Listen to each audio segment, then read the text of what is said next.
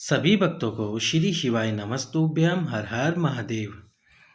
बेलपत्र को 30 तरह से चढ़ाओ और आपका जो भी रोग है वह पूर्णतः हो ही जाएगा समाप्त। इस वीडियो में हम आपको बेलपत्र के 2 नए उपाय बताएंगे जो कि रोग मुक्ति के लिए है। आपका कैसा भी रोग होगा वह पूर्णतः समाप्त होगा, लेकिन ये जो नियम है कि 3 महीने का नियम होगा। इस 3 महीने के नियम में आपको ये उपाय करना है। उपाय आपको किस प्रकार से करना है, 3 महीने लगातार करना है। उसके पहले वीडियो को कर दीजिए लाइक, चैनल को कर दीजिए सब्सक्राइब और इस वीडियो को कर दीजिए अधिक से अधिक शेयर।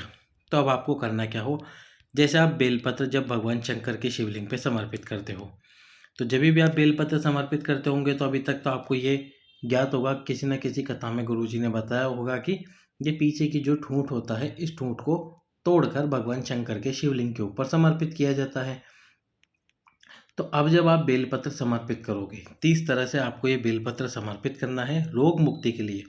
और ये रोग मुक्ति यदि आप इसको संतान प्राप्ति में भी काम में ले रहे हो, जैसे आपने संतान प्राप्ति के लिए कोई 4 उपाय कर रखे हैं, तो उसमें भी यदि आप बेलपत्र खा रहे हो पीरियड से संबंधित किसी समस्या को समाप्त करने के लिए, तो उसमें भी आप ये उपाय कर सकते हैं। अब आपको क्या करना है, एक बेलपत्र लेना है, एक बेलपत्र जिसके पीछे का ये ठूंठ आपने तोड़ा नहीं हो, इसको तोड़ना भी नहीं है आपको। अब आपको जाना है इस बेलपत्र को लेकर शिव मंदिर में। शिव मंदिर में जाकर इस बेलपत्र को आपको शिवलिंग के ऊपर समर्पित करना है। अब जैसे आप जानते हो कि 8 दिशा होती है, वैसे दिशा तो 4 ही होती है, पर उनको 2 दिशाओं को मिलाकर एक नई दिशा बनती है। तो जैसे उत्तर, दक्षिण, पूर्व और ये पश्चिम। अब इन दोनों के बीच की दिशा होती है उत्तर पश्चिम, ये एक दिशा होती है, ये एक दिशा होती है और ये एक दिशा होती है। तो ये 8 दिशाएं होती है। तो जब आप बेलपत्र समर्पित करोगे बिना टूट तोड़े, तो सबसे पहले तो आप इस दिशा में एक बेलपत्र समर्पित कर दें। फिर जब अगले दिन जाएं तो एक बार पूर्व की तरफ उसकी डंडी कर दें, एक बार पश्चिम की तरफ डंडी कर दें, एक बार आपकी तरफ बेलपत्र की डंडी कर दें। ये 4 बार समर्पित हो गया। फिर जब आप 4 दिन तक लगातार इस प्रकार से समर्पित करें, उसकी डंडी को आपको जो पीछे का ठूंठ है उसको तोड़ना नहीं, इस बात को ध्यान रखना। फिर इन दोनों दिशाओं के बीच में एक बार बेलपत्र समर्पित करें, यानी इस तरफ डंडी रखे, फिर एक बार इस तरफ डंडी रखे, एक बार इस तरफ डंडी रखे, एक बार इस तरफ डंडी रखे। तो ये कुल 8 दिन तक लगातार आप अलग अलग दिशाओं में डंडी रखकर बेलपत्र समर्पित करें।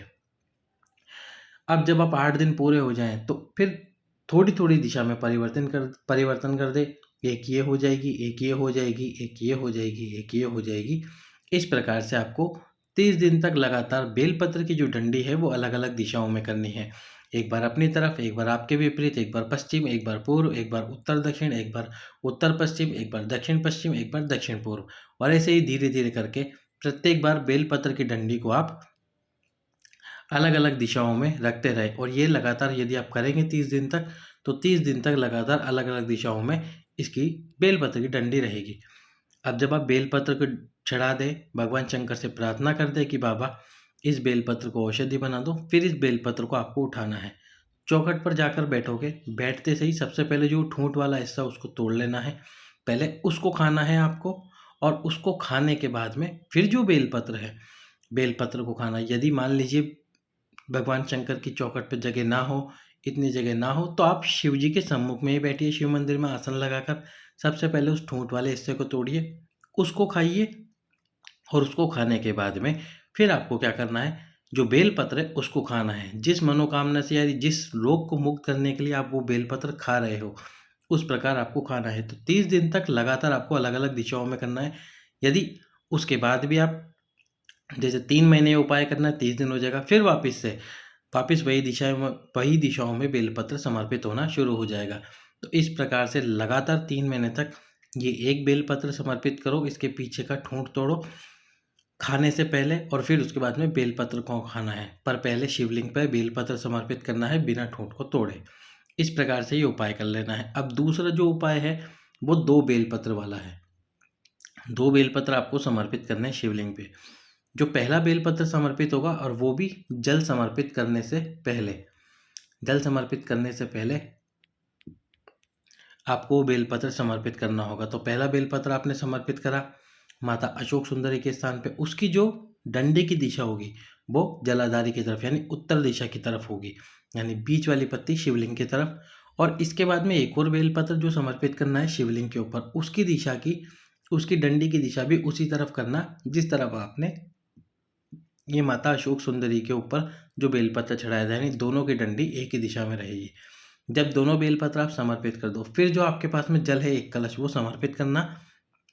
या तो नीचे पहले एक पात्र लगा दो जिसमें वो जल आ जाए, या फिर जब जल चढ़ा दो उसके बाद में जो हाथ में कलश है उसको ही शिवलिंग के नीचे लगाकर उसमें जल झेल लो। जल चढ़ाते समय आपको नाम लेना है कुंदकेश्वर महादेव का। कुंदकेश्वर महादेव का नाम लेकर जल समर्पित करना है। जब ये आप जल समर्पित कर दोगे पूरा, तो जो पात्र में जल आया होगा नीचे, उस जल को शिवलिंग के सम्मुख में ही बैठकर पीना है। थोड़े से जल का चीटन अपने ऊपर करना है।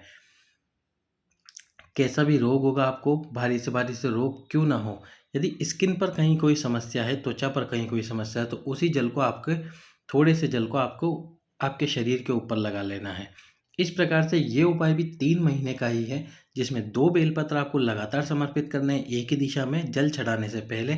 फिर जल समर्पित करना है, उस जल को पात्र में झेलना है किसी में, और उस जल को वहीं शिवलिंग के सम्मुख में पीना है। थोड़ा सा जल पीना है, थोड़ा सा जल घर लेके आइए, उस जल को अपने घर की चौखट पर भी छींच दीजिए, आपके पूरे घर के अंदर उस जल को छींट दीजिए। इस प्रकार से ये बेलपत्र के 2 उपाय जो आपको रोग से मुक्त कर देंगे हमेशा के लिए।